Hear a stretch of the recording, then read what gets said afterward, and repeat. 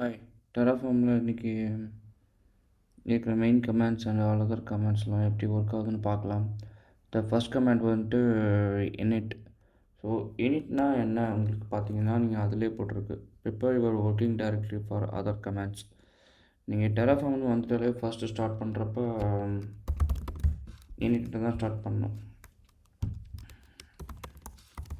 So நான் கோடு எல்லாமே அடிச்சு முடிச்சிட்டேன். கோடு டைப் பண்ணி முடிச்சதுக்கப்புறம் இப்போ நீங்கள் வேறு ஏதாவது கோட் சும்மா கமாண்ட் ட்ரை பண்ணிங்க அப்படின்னா அது ஒர்க் ஆகாது. ஏன்னா அந்த கோடுக்கு ஒரு இனிஷியலைஸ் தேவைப்படுது. அதுக்கான ப்ரொவைடரு, அதுக்கான ப்ளகின் எல்லாமே எடுத்துகிட்டு வருது Terraform init. Initialized is an empty. So இது வந்துட்டு வேறு ஒரு பாத்தில் இருக்கிறதுனால உங்களுக்கு இப்படி காட்டுது. வெயிட் பண்ணுங்கள். Okay, terraform init. ஸோ நீங்கள் இங்கே பார்த்தீங்கன்னா உங்களுக்கு தெரியும் initialize provide plugins. So plugins versions இதெல்லாம் என்னென்ன வேர்ஷன் நீங்கள் மென்ஷன் பண்ணியிருக்கீங்களோ, என்ன ப்ளகின் இதுக்கு தேவை எல்லாமே டெராஃபார்ம் initங்கிற வேர்டு எடுத்துகிட்டு வரும். ஸோ இந்த initங்கிறதோடைய இன்னொன்று இருக்குது. இப்போ ஒருவேளை நீங்கள் வேர்ஷன் சேஞ்ச் பண்ணுறீங்க அப்படின்னாவே நீங்கள் போயிட்டு கொடுக்க தேவையில்லை. இல்லை ஒரு மாடல்ஸ் கொடுக்குறீங்க, அந்த மாடல்ஸ் வந்துட்டு சரியாக அப்டேட் ஆகலை அப்படின்னா நீங்கள் ஜஸ்ட் அப்கிரேட் கொடுத்தாலே போதும்.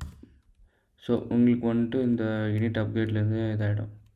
இப்போ ஒரு கமாண்ட்லேருந்து எப்படி நீங்கள் மற்ற கமாண்ட்ஸ்லாம் ஹெல்ப்பாக செக் பண்ணுறது அப்படின்னா,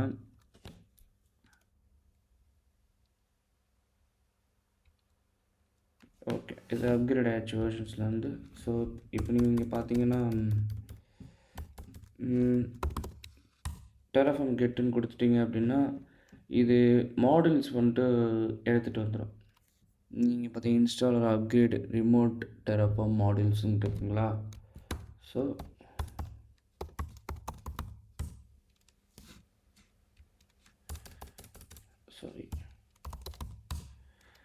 டெராஃபார்ம் கெட் அப்டேட்னு கொடுத்தீங்க அப்படின்னா இப்போ நீங்கள் இந்த இதில் ஏதாவது மாடல்ஸ் இருக்குது, உங்களுக்கு எதாவது எக்ஸ்ட்ரா மாடல்ஸ் நீங்கள் தெரியாமல் டெலிட் பண்ணிட்டீங்க, அந்த மாடல்ஸை நீங்கள் அப்டேட் பண்ணணும் அப்படின்னா இந்த டெராஃபார்ம் கெட் அப்டேட் கமாண்டை யூஸ் பண்ணிக்கலாம். இதில் இருக்கிற எல்லா மாடலும் அப்டேட் ஆகிடும். ஸோ நீங்கள் டிப்ளாய் பண்ணிக்கிற ரிசோர்ஸ்க்கு ஏற்ற மாதிரி என்னென்ன மாடல்ஸ்லாம் தேவையோ அந்த மாடல்ஸ் அப்புறம் எடுத்துகிட்டு வரும். இங்கேயே மாடல்ஸ் பிபிசி எடுத்துகிட்டு வந்திருக்கு அப்படின்னா நீங்கள் போய்ட்டு கோட்டில் பார்த்தா தெரியும். இங்கே பிபிசிங்கிற மாடல்ஸ் எதுக்காக வந்திருக்குன்னு சொல்லிட்டு மெயின். ஸோ பார்த்தீங்களா, நான் சோர்ஸ் வந்துட்டு இந்த ஆர்டிஎஸ்க்கு வந்துட்டு விபிசி யூஸ் பண்ணியிருக்கேன். ஸோ அதனால் விபிசிங்கிற மாடல்ஸே எடுத்துகிட்டு வந்திருக்கு. டெராஃபார்ம் வேலிடேட் கமாண்ட் பற்றி பார்க்கலாம். டெராஃபார்ம் வேலிடேட் கமாண்ட் வந்து ஒன்லி கான்ஃபிகரேஷன் ஃபைல்ஸ் மட்டும் தான் வேலிடேட் பண்ணோம். அவுட் சைட் ஆஃப் ஏபிஐஸ் இப்போ கன்சோல் வரைக்கும் போய்ட்டு செக் பண்ணுறது ஸ்டேட் ஃபைலில் அந்த ஸ்டேட் கமாண்ட் அந்த கமாண்ட் மாதிரிலாம் அந்த மாதிரி ஒர்க் ஆகாது. ஸோ இப்போ நம்ம வேலிடேட் பண்ணால் டெராஃபார்ம் வேலிடேட். ஸோ இதில் வந்து வேர்ஷனில் ஏதோ பிரச்சனை இருக்குது. ஸோ அது இப்போ இந்த எரரை காட்டும். ஓகே, இப்போ இந்த இதில் வந்துட்டு கான்ஃபிகரேஷன் ஃபைல்ஸில் பிரச்சனை, அதனால் வேலிடேஷன் நடக்கலை. ஸோ இப்போ நீங்கள் வேர்ஷனில் இப்போ நீங்கள் பார்த்தீங்கன்னா Terraform models main.36 this enable class link argument deprecated. So நீங்கள் மேலே பார்த்தீங்கன்னா தெரியும் வார்னிங் இருக்குது ஆர்குமெண்ட் டிப்ரிகேட். இதனால் நம்ம ரிமூவ் பண்ணிட்டா வேலிடேட் ஆகிடும். ஸோ இது வந்துட்டு இஷ்யூ இருக்கிறதுனால உங்களுக்கு இந்த மாதிரி காட்டுது. நீங்கள் வந்துட்டு கொஞ்சம் க்ளீனாக எரர் எடுக்கணும் அப்படின்னா ஜேசானில் ட்ரை பண்ணலாம். -json நீங்கள் கொடுத்துட்டீங்க அப்படின்னா உங்களுக்கு வந்துட்டு ஒரு ஜேசன் ஃபார்மேட்டில் கிடச்சிரும். இப்போ நீங்கள் ஃபஸ்ட்டில் இங்கே பார்த்துருப்பீங்க வெறும் வேலிடேட் கொடுக்குறப்ப சிகப்பு கலர் இந்த மாதிரி கலர்ஸ் யூஸ் பண்ணி வருதில்ல. ஸோ எனக்கு எரர் வந்து கலர்ஸ் யூஸ் பண்ணி வேணாம், எனக்கு எம்டியாக வந்தாலே போதும் அப்படின்னு நினச்சிங்க அப்படின்னா நோ கலர் கொடுத்தாலே போதும். ஸோ இப்போ உங்களுக்கு எரர் மட்டும் விசிபிள் ஆகும், அந்த வேலிடேட் கமாண்ட் வந்து இப்போ காட்டும். ஸோ பார்த்தீங்கன்னா இந்த எரர் நீங்கள் ஈஸியாக காப்பி பண்ணிக்கலாம். ஸோ இது வேலிடேட் எப்படி ஒர்க் ஆகுதுன்னு சொல்கிறேன். இது only depends on the configuration files. இது எந்த ஒரு ஏபிஐ இது பண்ணாது. ஸோ கான்ஃபிகரேஷன் ஃபைல்ஸில் ஏதாவது ஒரு கான்ஃபிகரேஷன் மிஸ் இருந்தால் ஈக்குவல் லைக் தட் வேர்ஷன்ஸ் இந்த மாதிரி ஏதாவது டிப்ரிகேட்டட் ஆர்குமெண்ட் நீங்கள் ஆட் பண்ணியிருக்கீங்க, அது பாஸ் ஆகலை அப்படின்னா உங்களுக்கு இந்த மாதிரி எரர் அடிக்கும். ஓகேவா? ஸோ இதுதான் டெராஃபார்ம் வேலிடேட் கமாண்ட்.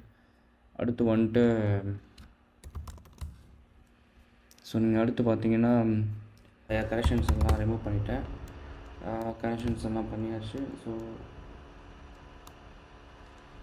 ஸோ வேலிடேட்டில் வந்துட்டு கரெக்ஷன்ஸ் எல்லாம் பண்ணியாச்சு. இப்போ கமாண்ட் ஒர்க் ஆக தான் பார்க்கலாம் வாங்க. Terraform validate. So okay, looking good. நீங்கள் the configuration is valid but there were some validation warnings are shown above. So அது பிரச்சனை இல்லை, இது மாடல்ஸ் தான் டூப்ளிகேட் ஆகிருக்கு. ஸோ நமக்கு கான்ஃபிகரேஷன் ஃபைல்ஸ் எதுவும் பிரச்சனை இல்லை. டெராஃபார்ம் பிளான் கமாண்ட் பற்றி பார்க்கலாம். டெராஃபார்ம் பிளான்னா என்ன அப்படின்னா, உங்களோட எக்ஸிக்யூஷன் பிளான். இப்போ ஒரு EC2 இன்ஸ்டன்ஸ் லான்ச் பண்ண போகிறீங்க அப்படின்னா, EC2 இன்ஸ்டன்ஸில் வந்துட்டு எந்த விபிசி நீங்கள் இது ஆட் பண்ணீங்களோ, எந்த செக்யூரிட்டி குரூப் நீங்கள் ஆட் பண்ணீங்களோ எல்லாமே ஒரு லிஸ்ட் ஆஃப் ஒரு செட் ஆஃப் இதை காட்டும் உங்களுக்கு வந்துட்டு. இதெல்லாம் உங்களோட லான்ச்சஸ்க்கு அப்புறம் இந்த ஐடிஸ்லாம் க்ரியேட் ஆக போகுது. இந்த ரிசோர்ஸ்லாம் உங்கள் லான்ச்சுக்கு முன்னாடியே உங்களுக்கு காமிக்கும். ஸோ நான் ஷோ பண்ணுறேன், பாருங்கள், உங்களுக்கு அது வந்து எனக்கு இருக்கும். ஸோ நான் டெராஃபார்ம் பிளான் லான்ச் பண்ணிவிட்டேன், இப்போ செக் பண்ணி பாருங்கள். ஸோ நான் ஒரு RDS லான்ச் பண்ணியிருக்கேன். அந்த RDSல வந்து ஃபஸ்ட்டு பாஸ்வேர்ட் கேட்குது. நான் பாஸ்வேர்ட் சப்மிட் பண்ணுறேன்.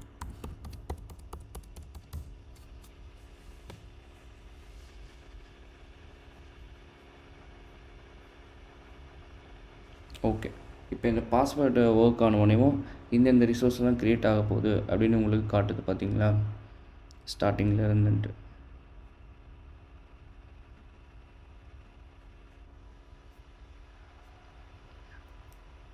ஸோ பார்த்தீங்கன்னா உங்களுக்கு இந்த மாதிரி சேஞ்சஸ் தான் வரப்போகுது. ஸோ நீங்கள் பிளான் எக்ஸிக்யூட் பண்ண உடனே உங்களுக்கு இந்த மாதிரி தான் காட்டும். கிரியேட் இங்கே வந்துட்டு use to select providers to generate the following execution plan. Resource actions are indicated with the following symbols. Will perform the following ஆக்ஷன்ஸ்னு போட்டிருக்கா. ஸோ ஒரு டிபி இன்ஸ்டன்ஸில் வந்துட்டு உங்களுக்கு இந்த அட்ரஸில் வந்துட்டு ஸ்டோரேஜ் 5 இருக்கும். ஸோ இமீடியட்லி 5 ஃபால்ஸ் ஆகிடும் அது வந்துட்டு. ஸோ ARN எல்லாமே ஆஃப்டர் அப்ளைக்கு அப்புறம் காட்டும். ஏன்னா அதால் இப்போயே கெஸ் பண்ண முடியாது. நீங்கள் வந்துட்டு இன்னும் லான்ச்சே பண்ணல, அதுக்கு முன்னாடி உங்களுக்கு பேர் வேணும் அப்படின்னா அது பாசிபிள் கிடையாது. லான்ச் ஆகிட்டு அது ஆட்டோமேட்டிக்காக AWS ப்ரொவைடர்லேருந்து நமக்கு கொடுக்கணும். ஸோ அதனால தான் இது பூராமே ஆஃப்டர் அப்ளை, நோன் ஆஃப்டர் அப்ளைன்னு காட்டுக்கிட்டு எல்லாமே. ஓகேவா? ஸோ டேக் படி என்விரான்மெண்ட் டெவலப்ஸு டேக்ஸ் எல்லாமே நீங்கள் முன்னாடியே கெஸ் பண்ணிடலாம். ஸோ என்ன டேக்ஸ் நீங்கள் அப்ளை பண்ணிங்களோ அது உங்களுக்கு காட்டும். ஓகேவா? ஐடி, ARN அந்த மாதிரி ஆஃப்டர் அப்ளைக்கு ப்ரொவைடரால் கொடுக்க முடிய எல்லா இன்ஃபர்மேஷன்ஸுமே நோன் ஆஃப்டர் அப்ளைங்கிற ஒரு இதில் தான் காட்டும். ஓகேவா? ஸோ இதுதான் டெராஃபார்ம் பிளான்.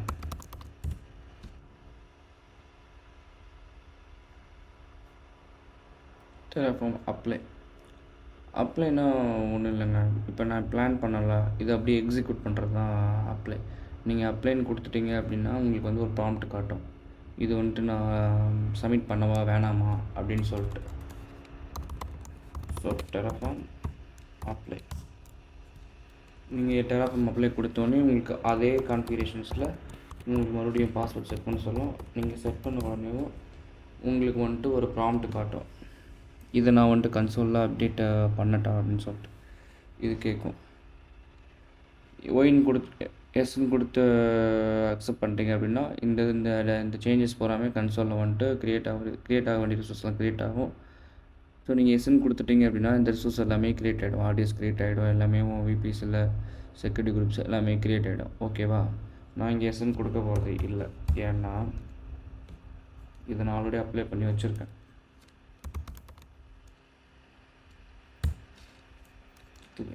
எனக்கு இப்போ ப்ராம்ப்ட் கொடுக்க வேணாம், டேரெக்டாக எனக்கு நான் ரன் பண்ணுறப்பே அப்ளை பண்ணோம் அப்படின்னா ஆட்டோ அப்ரூவல் இந்த கமாண்ட் யூஸ் பண்ணிங்க அப்படின்னா உங்களுக்கு வந்துட்டு டேரெக்டாகவே நீங்கள் எஸ் கொடுக்கவே தேவையில்லை, ஆட்டோமேட்டிக்காக ரன் ஆகிடும். ஸோ உங்களுக்கு ஸ்டார்டிங்கில் வந்து எஸ் கொடுக்குறதுக்கு ஈஸியாக இருக்கும். But day by day practice பண்ண அந்த எஸ் கொடுக்குறது கொஞ்சம் இரிட்டேட் ஆகும். அந்த டைமில் நீங்கள் இந்த கமாண்ட் யூஸ் பண்ணிக்கலாம். டெஸ்ட்ராய் வந்துட்டு சேம் ப்ரொசீஜர். அந்த அப்ளை இருக்க வேண்டிய இடத்துல டெஸ்ட்ராய். இப்போ நீங்கள் டெஸ்ட்ராய் கொடுத்துட்டீங்க அப்படின்னா என்கிட்ட ஆல்ரெடி ஸ்டேட் ஃபைல் இருக்குது. ஸோ இது வந்து டெஸ்ட்ராய் ஆகும்.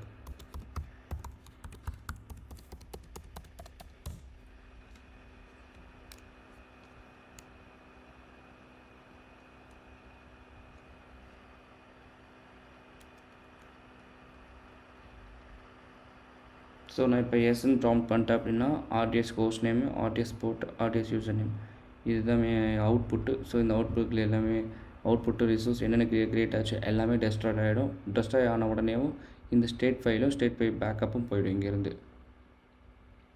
ஸோ இதுதான் டெஸ்ட்ராய் கமாண்டு. டெஸ்ட்ராய் கமாண்டுக்கும் அந்த மாதிரி சேம் ஆட்டோ அப்ரூவல் அதே இதாக இருக்குது. இப்போ நீங்கள் அப்ளை பண்ணி ஆட்டோ அப்ளை பண்ணீங்கல்ல, அதே மாதிரி அந்த அப்ளைங்கிற இடத்துக்கு பதிலாக டெஸ்ட்ராய்னு மாற்றினீங்கன்னா அதுவும் ப்ராம்ப்ட் கேட்காது, டேரெக்டாக உங்களுக்கு டெஸ்ட்ராய் பண்ணி விட்ரும்.